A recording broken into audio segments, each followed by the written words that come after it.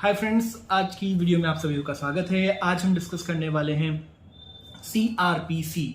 ठीक है, तो चलिए डिस्कस करते हैं क्रिमिनल प्रोसीजरल कोड। ठीक है, जो क्रिमिनल प्रोसीजर कोड है ये 1973 के अंदर सबसे पहले मतलब आया। 1973 जब में ये आया तो ये इन्फोर्समेंट मतलब इम्प्लीमेंट कब हुआ? 1974। ठीक है, तो 1973 में आ गया और 1974 में ये इम्प्लीमेंट हो गया। अब इम्प्लीमेंट होने के बाद इसके अंदर है क्या क्या भाई?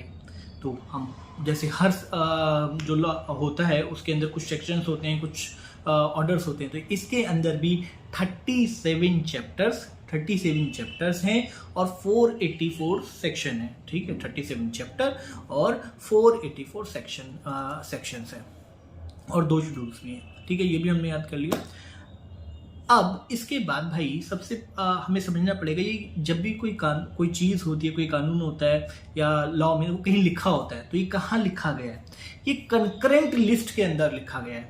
ठीक है, किस चीज़ में लिखा हुआ है? Concurrent list. अभी कंकरेंट लिस्ट क्या होती है? कंकरेंट लिस्ट वो लिस्ट होती है, कोई भी कानून अगर कंकरेंट लिस्ट में लिख दिया जाता है, इसका सिंपल मतलब ये होता है कि इसे स्टेट गवर्नमेंट और पार्लियामेंट दोनों ही अमेंडमेंट कर सकते हैं। मतलब स्टेट गवर्नमेंट ये नहीं कि जो कानून बना हुआ उसको वही लगाना है, वो उसके अंदर अमेंडमेंट कर सकती हैं। ठीक है, तो स्टेट गवर्नमेंट और पार्लियामेंट दोनों अमेंडमेंट कर सकते हैं। जब मैंने अमेंडमेंट का वर्ड यूज़ किया तो कितनी बार अमेंडमेंट हुआ है? 2013 अमेंडमेंट हुआ, 2015 में अमेंडमेंट हुआ और 2018 में भी अमेंडमेंट हुए हैं। अब ये अमेंडमेंट्स क्यों होते हैं? जैसे कि पहले जम्मू एंड कश्मीर में नहीं लगता था, अब जब से मोदी जी ने वो काम किया है, वो धारा हटाई है, तब से अब ये वहाँ भी लगता है। तो 2018 में वो अमेंडमेंट भी इसमें हो गया। तो भैया ये तो मैंने बताया आपको कि क्रिमिनल प्रोसीजर कब आया, कब इम्प्लीमेंट हुआ, इसके अंदर कितने सेक्शंस हैं, ये किस लिस्ट के अंदर आता है, अमेंडमेंट्स कब हुए, ये है क्या? तो भाई ये एक सब्सटेंसिव प्लस प्रोसीजरल लॉ है। जब हमने CPC पढ़ा था तो मैंने बोला था कि वो सिर्फ प्रोसीजरल लॉ है। ठीक है, ना ही ये सिर्फ प्रोसीजरल लॉ है और ना ही ये सिर्फ सब्सटेंसिव है। ये it's a combination of substantive and procedural law. अब आप बोलोगे आपने ऐसा क्यों बोला, कि क्या इसके अंदर आपको बताया गया है कि क्या कानून है, सिर्फ ये बताया गया है, या फिर उसको इम्प्लीमेंट करना है ये बताया गया? भाई इसमें दोनों बताया गया है। इसके अंदर ये भी बताया गया है कि जब आप क्या क्राइम किस क्राइम क्या आप क्राइम करेंगे और उस क्राइम पे आपको क्या क्या पनिशमेंट्स मिलेंगी और उन पनिशमेंट्स को कैसे कोर्ट के अंदर फॉलो किया जाएगा। ठीक है, मतलब कैसे वो पनिशमेंट्स पे आपको मिलेंगे, कैसे इंप्लीमेंट किया जाएगा। तो मतलब ये भी बता दिया कि क्या क्या पनिशमेंट्स होंगी। ठीक है, और उसको इंप्लीमेंट भी बता दिया कि इंप्लीमेंट, मतलब इसने ये भी बताया कि हक क्या है, मतलब कंप्लेंट किस ऑफेंस पे क्या मिलने वाला है और उसको इंप्लीमेंट किसे करने वाला है। तो मैंने इसे सब्सटेंसिव और प्रोसीजरल लॉ दोनों कह दिया। ठीक है भाई, मैंने इसको ये दोनों करा दिया। अब इसका स्कोप क्या है, ऑब्जेक्टिव क्या है? देखो भैया, इसका स्कोप और ऑब्जेक्टिव ये बनाया क्यों गया है भाई? ये इसलिए बनाया गया है कि जो लोग सोच रहे हैं कि हम क्राइम करें, ठीक है, जो लोग सोच रहे हैं कि हम क्राइम करें, ऐसे लोग, जिन लोगों ने क्राइम कर दिया है, वो लोग, ऐसे लोग को डिटेक्ट करना जो कि गिल्टी हैं। ठीक है, मतलब हमने कोई गलत काम किया उस चीज़ के लिए वो गिल्टी हैं।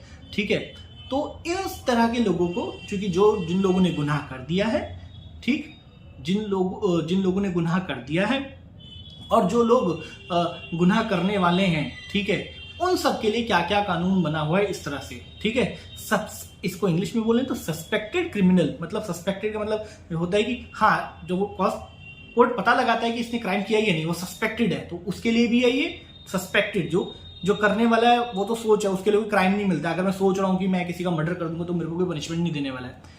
जब मैं उसे इंप्लीमेंट करूंगा वो मैं आपको लेटर समझाता हूँ। तो सस्पेक्टेड, अगर कोई बंदा सस्पेक्टेड है तो उसके साथ कैसे डील करना है, ये इसका स्कोप हो गया। अगर किसी ने क्राइम कर दिया है तो उसके साथ कैसे डील करना है, अगर किसी ने क्राइम कर दिया और गिल्टी है तो उसके साथ कैसे डील करना है। तो इन सब चीजों के लिए ये बनाया गया। दूसरी चीज किस लिए बनाया गया? अरे भाई, पुलिस है, जज हैं, मजिस्ट्रेट हैं, ये काम कैसे करेंगे, इनके रोल्स एंड रिस्पॉन्सिबिलिटीज क्या होंगे, इनको काम कैसे करना होगा, तो ये भी इसी के अंदर लिखा हुआ है। तो मैंने आपको ये बता दिया CRPC 1973।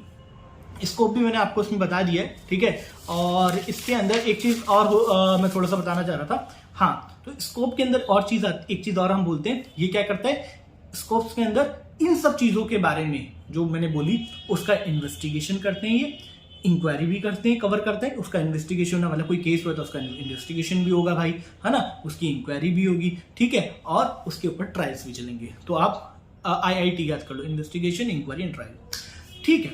अब स्कोप में हम एक चीज बात और समझ लेते हैं, ये कहता है कि भाई ये जो CRPC है ये किसी भी स्पेशल लॉ को, ठीक है, स्पेशल लॉ को डिस्टर्ब नहीं करता है, ठीक है। स्पेशल लॉ मतलब एक कानून बना हुआ है डाइवोर्स के लिए और उसके लिए ऐसे ऐसे ऐसे चलेगा, तो CRPC आके उसके अंदर घुस नहीं जाएगा। मतलब अगर वहां पे किसी चीज के लिए पहले ही अमेंडमेंट कर दिया गया है और ऐसे ऐसे है, वो उस तरह से चलना है, तो ये it will not affect the special law, पहली चीज, ठीक है। और कहीं पे स्पेशल लॉ और CRPC के अंदर भिड़ंत हो जाती है कि भैया ये कहता है, ये कहता है, तो हमेशा स्पेशल लॉ फॉलो किया जाएगा। और किसी जगह, तीसरा पॉइंट, अगर स्पेशल लॉ शांत है, मतलब वो उस चीज को पूरी तरह से डिफाइन नहीं कर रहा, वो साइलेंट है वहां पे उसका फीचर, तो CRPC फॉलो किया जाएगा। तो मैंने आपको CRPC बता दिया है, 1973 में आया, 1974 में लगा, कॉन्करेंट लिस्ट के अंदर ये है, मतलब पार्लियामेंट और स्टेट गवर्नमेंट दोनों एडिट कर सकते हैं, सब्सटेंशियल और प्रोसीजरल लॉ दोनों हैं, बनाया गया है कि हमारी पुलिस, हमारे मजिस्ट्रेट और ये सब कैसे काम करेंगे, और ये बनाया गया है जो सस्पेक्टेड हैं उनको कैसे पकड़ा जाए, उनको कैसे किया जाए, जो गिल्टी हैं उनके साथ कैसे डील किया जाए, जिन्होंने क्राइम कर दिया है उनके साथ कैसे डील किया जाए। इसका स्कोप है कि किस तरह से ये डिफाइन करता है कि इंक्वायरी, उसमें इंक्वायरी होगी, इन्वेस्टिगेशन होगा और ट्रायल चलेगा, ठीक है। और स्पेशल लॉ के उसमें ये टांग नहीं अड़ाता है। तो ये हो गया एक छोटा सा CRPC, ठीक है, 1973। अब इसके अंदर एक बहुत इंपॉर्टेंट चीज़ है जो हमें डिस्कस कर लेनी चाहिए, मैं इसी में कवर करना चाहता हूँ इस चीज़ को। अगर कोई चलिए हम इसको केसेस से समझते हैं। अब केसेस से कैसे समझेंगे, मैं सोच रहा हूँ कि मैं आपका मर्डर कर दूँ, मैं सोच रहा हूँ क्या मैं आपको मर्डर कर दूँ, तो क्या मुझे पनिशमेंट मिल जाएगा, कोर्ट मुझे पनिशमेंट दे देगा? नहीं, मैंने सिर्फ एक ऑफेंस, मतलब एक क्राइम करने के बारे में सोचा है, मैंने एक क्राइम करने के बारे में सोचा है। ये टर्मिनोलॉजीज मैं बता रहा हूँ, इंपॉर्टेंट है, जो आपको बाद के लेक्चर समझने में कोशिश करेगी। मैंने सिर्फ सोचा कि मैं आपको मर्डर कर दूं, मैंने आपका मर्डर नहीं किया है। क्या इस केस में मैंने सिर्फ तो सोचा है, उसके लिए मैं गिल्टी हूं कि मैं आपका मर्डर करना चाहता हूं, ठीक है, लेकिन यहां पे मैंने कोई एक्शन लिया है? नहीं, मैंने कोई एक्शन नहीं लिया है। अब इस केस को साइड में रख दीजिए, ठीक है। जब मैंने बोला था ऑफेंस वर्ड, तो ऑफेंस दो तरह के होते हैं। पहला ऑफेंस कैसा होता है, offence offence work as act, मतलब ऑफेंस एक एक्ट की तरह वर्क करता है, ऑफेंस वर्क एज ओमिशन की तरह वर्क करता है। अब जब बोला ऑफेंस वर्क एज एक्ट, मतलब वो बिहेव करता है एक्ट की तरह, बिहेव करता है ओमिशन की तरह, कब कब करता है। तो ऑफेंस क्या है, मतलब किसी भी तरह की कोई गलती करना जो कि जिससे आपको पनिशमेंट मिले। तो आपको किस ऑफेंस के लिए पनिशमेंट मिलेगी और किस ऑफेंस के लिए पनिशमेंट नहीं मिलेगी, मैं आपको वही समझा रहा हूँ, ठीक है। तो आपने सोचा कि मैंने सोचा मैं आपका मर्डर कर दूं, मैंने सोचा तो मैं इसके लिए गिल्टी हूं, लेकिन मैंने इस पर कोई एक्शन नहीं लिया है। तो जब मैंने कोई एक्शन ही नहीं लिया है तो मुझे कोई जो है पनिशमेंट नहीं मिलेगी। जब किसी ऑफेंस में मैं कोई एक्शन ले लूंगा तब ही मुझे जब मैं गिल्टी होऊंगा और मैंने एक्शन किया होगा तो वो एक ऑफेंस बनेगा जो कि पनिशनेबल बाय लॉ होगा, ठीक है। तो यहां मैंने सिर्फ, मैं गिल्टी हूं कि मैंने सोचा कि मैं आपका मर्डर करूंगा, लेकिन मैंने आपका मर्डर नहीं किया, एक्ट नहीं किया, तो मुझे सजा नहीं मिलेगी। अब दूसरा केस लेते हैं। अब दूसरे केस में क्या है, आप और मैं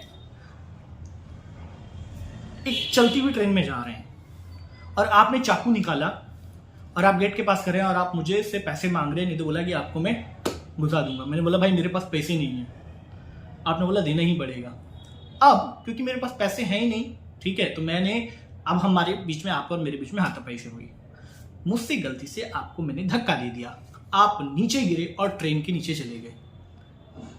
क्या मेरा थॉट था कि मैं आपको धक्का दूं और आप ट्रेन के नीचे चले जाए और आप मर जाए? नहीं, मेरा थॉट नहीं था। इट मीन्स मैं गिल्टी नहीं हूं। मैं तो नहीं मारना चाहता था ना आपको, मैं गिल्टी नहीं हूं, मैं आपको नहीं मारना चाहता था, लेकिन फिर भी आप ट्रेन के नीचे चले गए भाई, आप ट्रेन के नीचे चले गए और आप मर गए, एक्ट तो हो गया।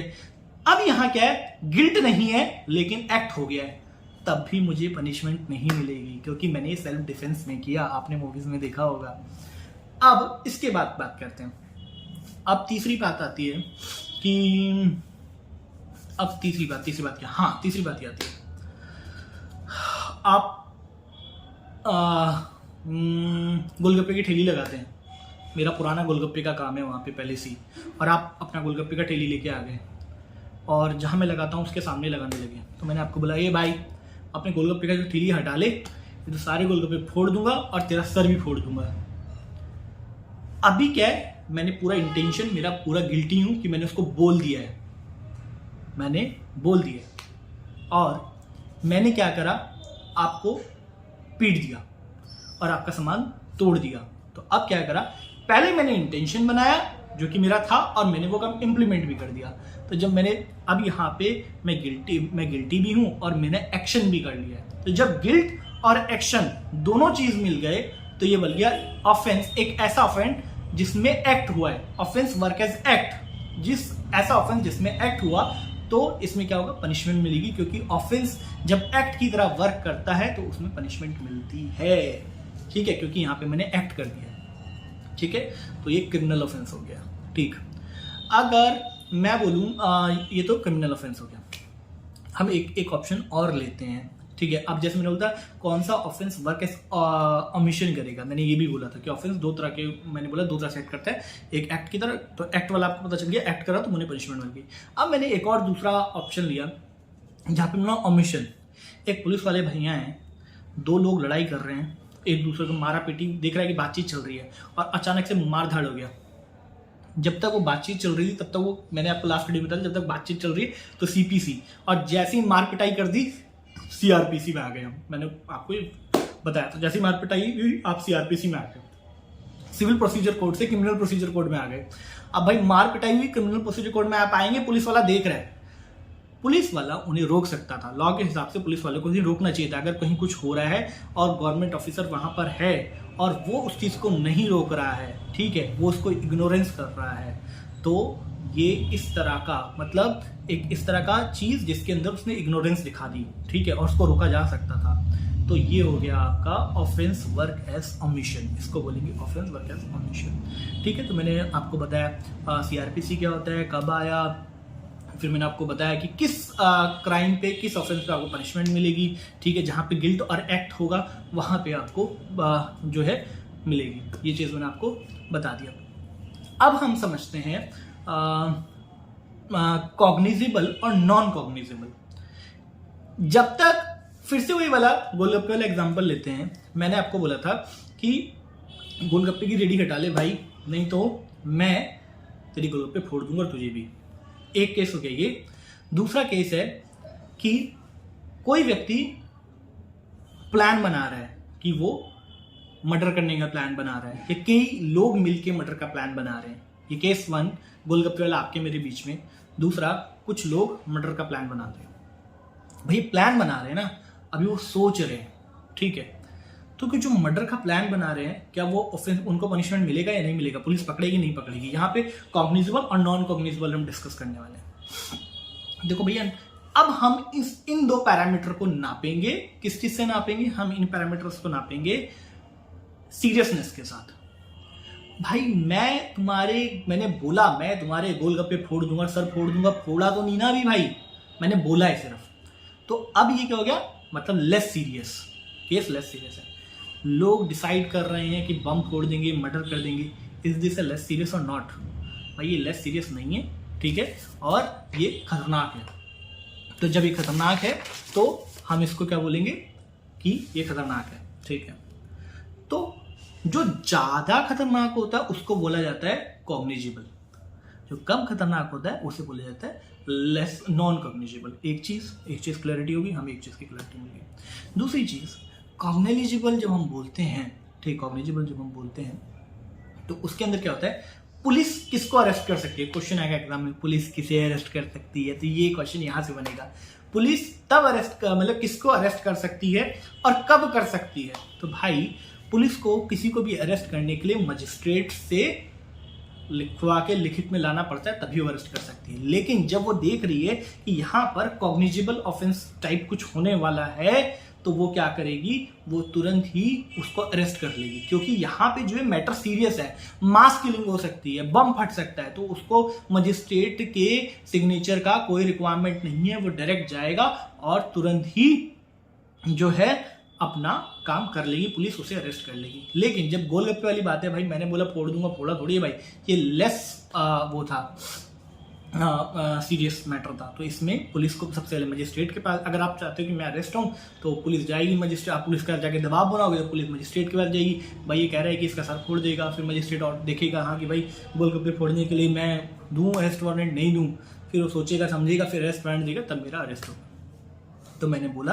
कि लेस सीरियस होना तो नॉन कॉग्निजेबल, मोर सीरियस होना कॉग्निजेबल। अब पुलिस अरेस्ट कर सकती है, नहीं कर सकती, तो मैंने ये भी बता दिया, ज्यादा सीरियस तो पुलिस अरेस्ट करेगी भाई। अब बात करते हैं, क्या पुलिस ने तो अरेस्ट किया, बेल होगी या नहीं होगी भाई। देखो भाई, अगर कम नॉन कॉग्निजेबल बोला तो मैंने बोला लेस सिक्योर, जब लेस सिक्योर बोला मतलब लेस सीरियस, जब लेस सीरियस बोला तो उसका मतलब जब सीरियस कम है तो फिर बेल मिल ही जाएगी। और जब मैंने बोला मर्डर बम फट गया तो इट मीन्स ज़्यादा खतरनाक, तो इसमें क्या होगा, इसके अंदर होगा बेल नहीं मिलेगी, जनरली नहीं मिलेगी। मैंने वर्ड लगाया जनरली, लेकिन फिर बेल मिल जाती है अगर कुछ उसके पैरामीटर्स होते हैं, तो अब जनरली बेल नहीं मिलेगी। ठीक है, अब हो गया एक चीज़। अब मैं एक चीज़ और बताता हूँ, पनिशमेंट। भाई पनिशमेंट जो होती है उसमें किस किस तरह की पनिशमेंट हो सकती है। आपको कोर्ट फाइन लगा सकता है, कभी भी कोई पनिशमेंट मिलेगी तो हाँ भाई फाइन लगा सकता है। दूसरा कोर्ट क्या कर सकता है, इम्प्रिजमेंट दे सकता है, इम्प्रिजमेंट दे सकता है, या दोनों भी लगा सकता है। इस तरह की पनिशमेंट मिलती है। ठीक है, उसके बाद आ जाता है केसेस। अब केस किस तरह के होते हैं भाई, मतलब किस तरह की जब पनिशमेंट होती है तो कितने तरह के केस हो सकते हैं। ठीक है, तो भाई एक वारंट केस हो सकता है, एक सम्मन केस हो सकता है। वारंट केस क्या होता है, देखो वारंट केस का मतलब होता है जब 2 साल से अधिक की जेल मजिस्ट्रेट सुनाता है तो वो आता है वारंट केसेस के अंदर, और जब वो 2 साल से नीचे की केस पे सुनाता है तो ये आ जाता है हमारा सम्मन केसेस के अंदर। जो वारंट केस होते हैं वो फ्रेम किए जाते हैं उसके अंदर। ठीक है, वो क्या करें, चार्जेस उसके अंदर फ्रेम किए जाते हैं। ठीक है, अब जो कोई ऐसा केस है जिसमें सम्मन दिया गया है, ठीक है, जो जिसके अंदर 2 साल से ऊपर की सजा नहीं होती है, तो उसके लिए जो आपके चार्जेस हैं वो फ्रेम नहीं किए जाते हैं। एक तो ये हो गया, और कुछ हाँ, वारंट केस के अंदर डेथ पेनल्टी दी जा सकती है, लेकिन आपके सम्मन केसेस में डेथ पेनल्टी नहीं दी जाती है। ठीक है, खत्म। अब कंप्लेंट क्या होता है भाई, कंप्लेंट तो कंप्लेंट ही होता है। ठीक है, लेकिन यहाँ पे लॉ के टर्म्स में, सीआरपीसी में कंप्लेंट का मतलब ये होता है जब आप मजिस्ट्रेट के सामने जाते हैं और रिटर्न में लिख के देते हैं जी ऐसे ऐसे ऐसे ऐसे है, तब ये कंप्लेंट किया जाता है। लेकिन अगर आप पुलिस स्टेशन में जाके अगर आप कहते हैं मैं तेरी कंप्लेंट कर रहा हूँ, भाई उसको कंप्लेंट नहीं बोलते हैं, उसको रिपोर्ट बोलते हैं कि आप रिपोर्ट करके आए हो। ठीक है, आप उसको आपने रिपोर्ट किया, this is not a complaint.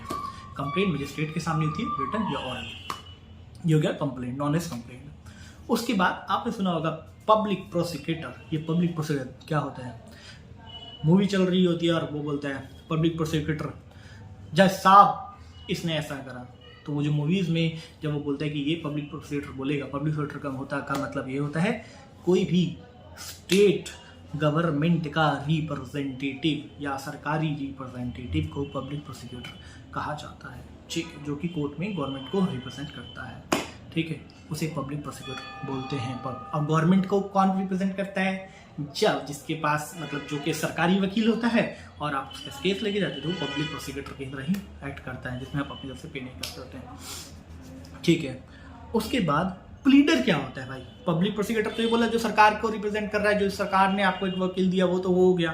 Pleader क्या होता है भैया, प्लीडर वो होता है जब आप और मैं, जब सरकारी वकील नहीं लड़ रहा होता, सरकार को नहीं रिप्रेजेंट कर रहा होता, ठीक है, आप वो आपके जैसे और मेरे जैसे किसी वकील को हायर करते हैं। ठीक है, अब कोई बंदा अपने आप तो लड़ेगा नहीं केस, हाँ बिल्कुल लड़ता है दोस्त। अगर कोई मूवी के अंदर दिखाते हैं कि अक्षय कुमार बोलते हैं मैं ही अपना केस खुद लड़ूंगा जी, मुझे वकील नहीं चाहिए, तो वो भी प्लीडर है। और अगर उसने मुझे हायर किया या आपको हायर किया है और आप वकील हैं तो आप प्लीडर है। Thank you so much. अगर आपको अच्छी लगी मेरी वीडियो तो प्लीज़ लाइक कीजिएगा, शेयर कीजिएगा। वीडियो बनाने में बहुत मेहनत लगती है। मिलते हैं नेक्स्ट सेशन में। Thank you.